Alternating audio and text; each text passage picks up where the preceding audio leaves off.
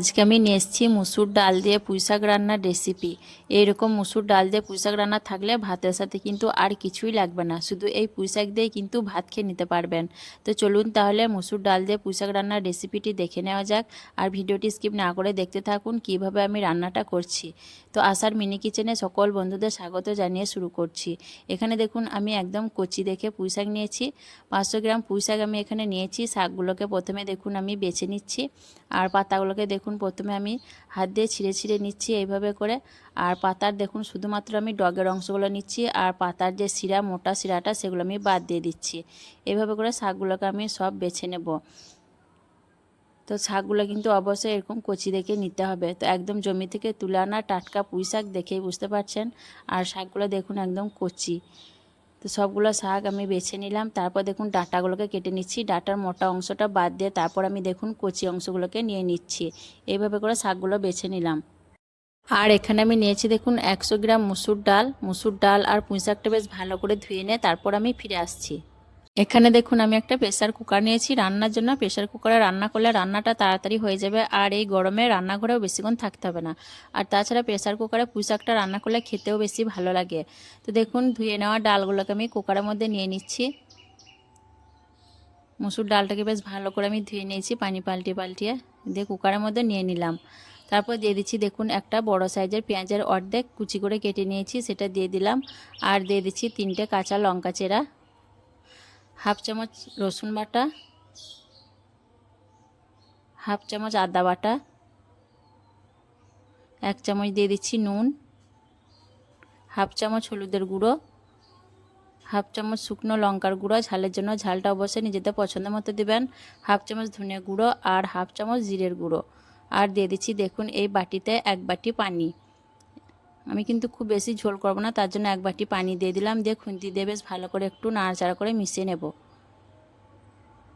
ভালো করে মিশানোর পর দিয়ে দিচ্ছি কেটে রাখা পুঁই শাকগুলো।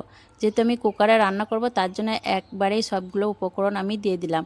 রান্নাটা যদি কড়াইয়ে করেন তাহলে ডালটা কিছুক্ষণ প্রথমে রান্না করে নেবেন, তাহলে তারপর পুঁই শাকটা দিবেন, তাহলে দেখবেন পারফেক্টভাবে রান্নাটা হয়ে যাবে। পুঁই শাক দেওয়ার পর আমি এখন কুকারের ঢাকনাটা লাগিয়ে দিচ্ছি।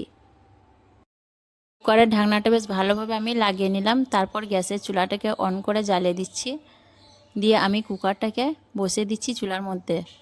তারপর আমি 3টে সিটি দেওয়ার অপেক্ষা করব। আমি 3টে সিটি দিয়ে নেব।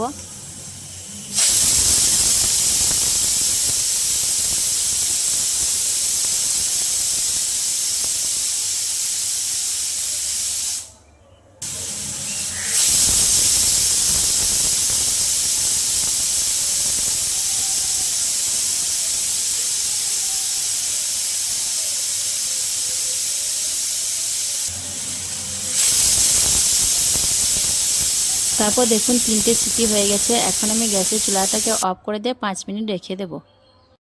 5 মিনিট পর আমি কুকারের ঢাকনাটা খুলে নিচ্ছি দেখুন। দিয়ে আমি একটা খুন্তি দিয়ে নাড়াচাড়া করে দেখে নেব। মুসুর ডাল পুঁই শাক দেখুন বেশ ভালোভাবে কিন্তু সব কিছুই সেদ্ধ হয়ে গেছে। আমি একটু তুলে দেখিয়ে দিচ্ছি দেখুন, ডালটা দেখুন একদম নরম হয়ে গেছে, খুব ভালোভাবে গলে গেছে ডালগুলো। আর পুঁই শাকটাও দেখুন বেশ ভালো করে সেদ্ধ হয়ে গেছে। যেহেতু কচি পুঁই শাক, টাটকা পুঁই শাক, দেখুন খুব সুন্দরভাবে ডাল পুঁই শাক সেদ্ধ হয়ে গেছে। এখন আমি পুঁই শাকটাকে ফোড়ন দিয়ে নেব। ফোড়ন দেওয়ার জন্য আমি আবারও গ্যাস অন করে কড়াই বসিয়ে দিয়েছি, আর দিয়ে দিলাম সর্ষের তেল পরিমাণ মতো। দিয়ে তেলটাকে দেখুন কড়াইয়ের মধ্যে ছড়িয়ে বেশ ভালো করে গরম করে নেব। তেলটা গরম হয়ে যাওয়ার পর দিয়ে দিচ্ছি 2টো শুকনো লঙ্কা, ছোটো চামচে 1 চামচ গোটা কাঁচা জিরে, আর দিয়ে দিচ্ছি পেঁয়াজ কুচি। দিয়ে নাড়াচাড়া করে বেশ ভালোভাবে পেঁয়াজটাকে আমি ভেজে নেব। পেঁয়াজটাকে একদম বাদামি কালার করে ভেজে নিতে হবে।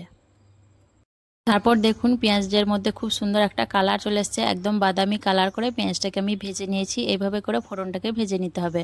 তারপর দিয়ে দিচ্ছি দেখুন আগে থেকে সেদ্ধ করে রাখা পুঁই শাক ডাল, আর কুকারটা ধুয়ে দিয়ে দিচ্ছি খুব সামান্য পরিমাণ পানি। দিয়ে নাড়াচাড়া করে হাই ফ্লেমে আমি বেশ ভালো করে একটু ফুটিয়ে নেব, তাহলেই কিন্তু আমার পুঁই শাক ডাল রান্নাটা সম্পূর্ণ হয়ে যাবে।